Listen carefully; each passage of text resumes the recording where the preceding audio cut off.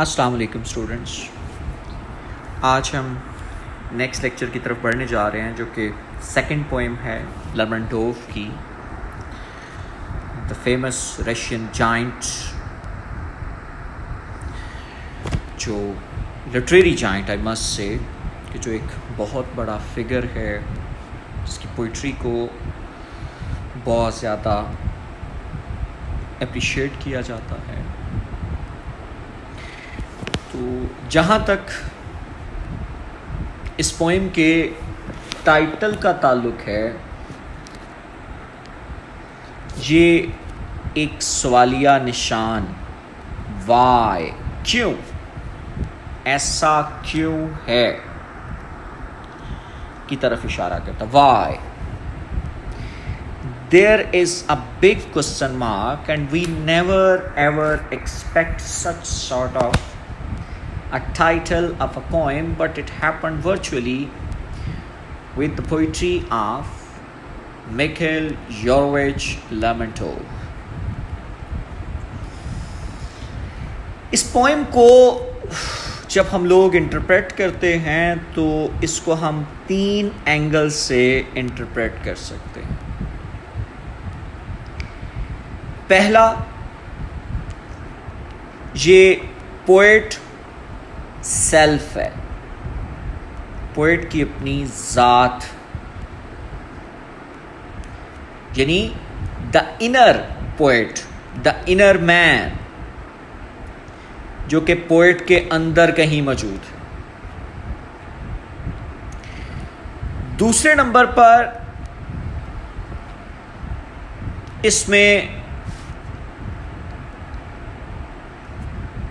जो जिसको ये ट्रिब्यूट हो सकता है वो the idol of Lermontov, I mean to say Pushkin, ये उसको एक ट्रिब्यूट हो सकता है। और तीसरे नंबर पर it can be a tribute to the beloved of the poet, यानी ये 3 प्रोबेबल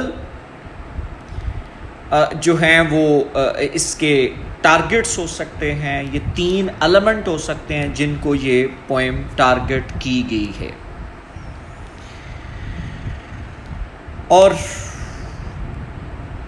इसमें बात कैटेगोरिकली क्लियर है। ये पोएम जो है वो 3 कपलेट्स पर है।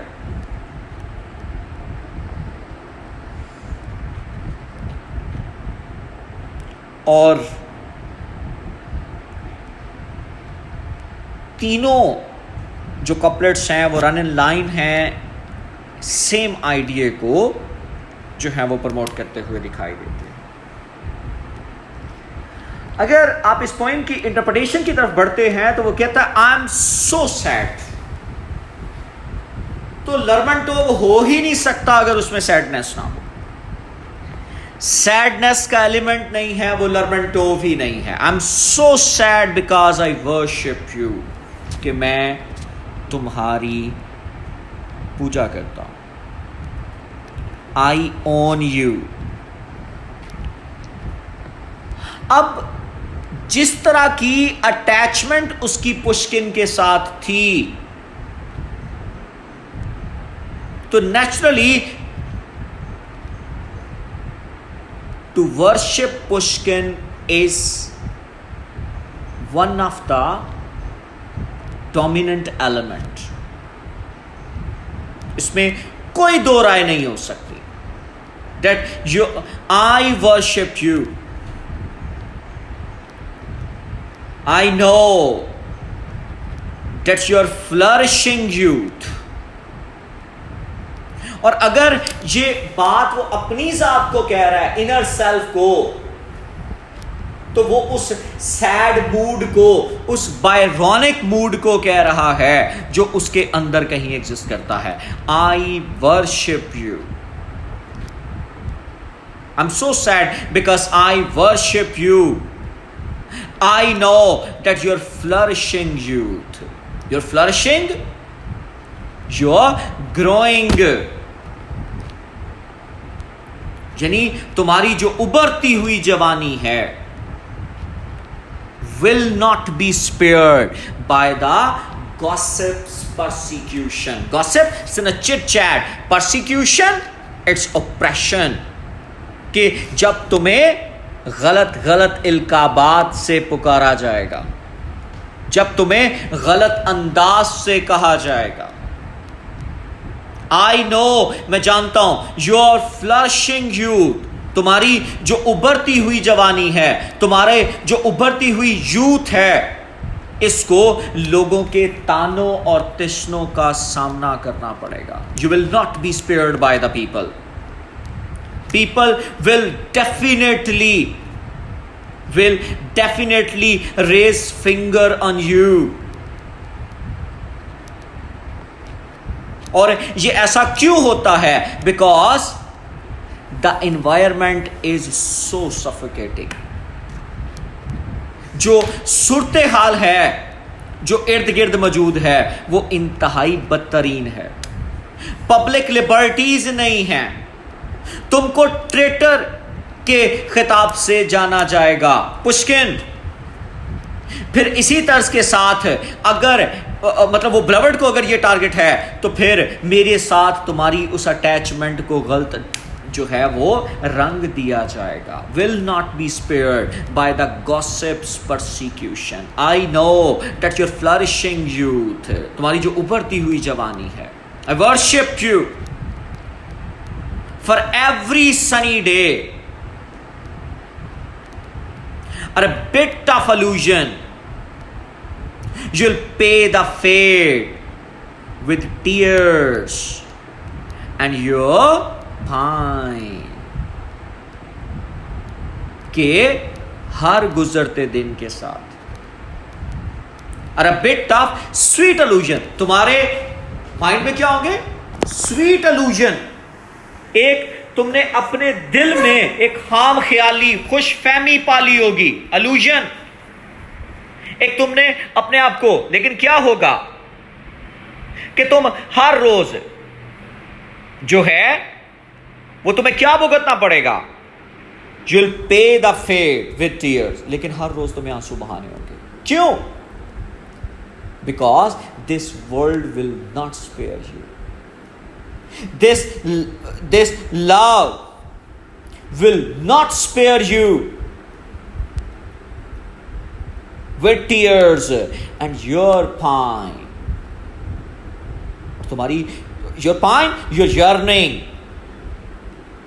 कि तुम्हें जो है वो अपनी ख्वाहिशात के लिए, यानी कि जब तुम इस दुनिया में आ गए, जब तुम अगर अपनी जात की बात कर लें, अगर पोएट के अपने मतलब जो है वो पॉइंट की बात कर लें, तो फिर भी तुम्हें इस दुनिया के अंदर कभी भी सुकून मयस्सर नहीं आएगा. तुम कभी भी अपने आप को पीसफुली इस दुनिया के अंदर एंगेज नहीं रख सकोगे. तुम्हें इसके नताइज भुगतने होंगे. तुम्हें तकलीफ का सामना करना पड़ेगा. तुम्हें ये अंदाज़ा ही नहीं है कि किस अंदाज के साथ इन आंसुओं से you'll pay the fate with tears and your pine. और तुम्हारी जो yearnings हैं वो सारी की सारी इस दुनिया में ख़त्म होकर रह जाएंगी. अब ये अंदाजा कर लें उन तमाम सफरिंग्स का कि when you are here you cannot enjoy, you cannot expect that there would be a lot of players for you in this world. ये दुनिया जो है वो आपको इतनी खुशियां नहीं देती जितने ये आपको गम देती है, जितनी ये आपको तकलीफें देती है. For every sunny day, a bit of sweet illusion, you'll pay the fate with tears and your pine. I'm sad because you're so gay and fine. मैं परेशान हूं. ऐ मेरे महबूब, ऐ मेरे अंदर के बसने वाले इंसान, मैं दुखी हूं. क्यों दुखी हो? बिकॉज यू आर सो गे। तुम तो वो हो जो बड़े खुश हो, तुम तो वो हो जो बड़े ही शानदार इंसान हो। तुम्हारे अंदर जो खुशियां हैं वो कूट कूट कर भरी हुई हैं, और तुम किस तरह से इन तमाम तकलीफों का सामना कर सकते हो।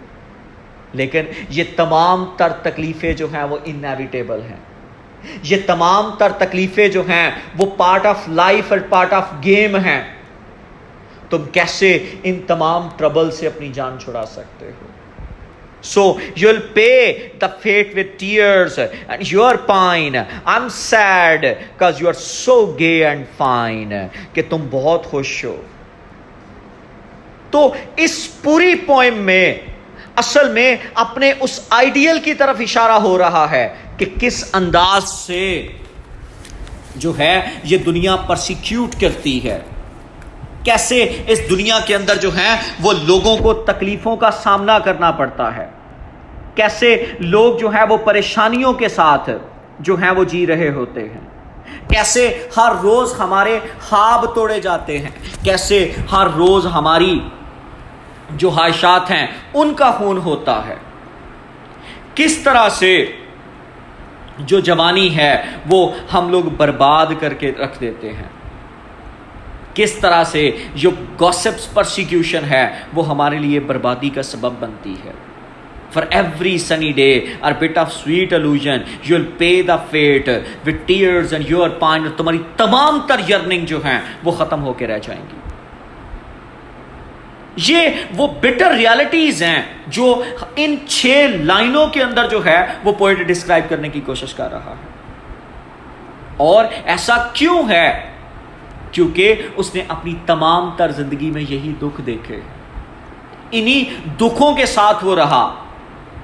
आप अंदाजा कर लें बचपन से लेकर जवान होने तक उसको किन किन ट्रबल्स का, तो क्या उसके अंदर जो बायरॉनिक अनहैप्पीनेस है वो ऐसे नहीं बल्कि उसकी अपनी ही लाइफ जो है वो इस चीज़ को रिफ्लेक्ट करती हुई दिखाई देती है।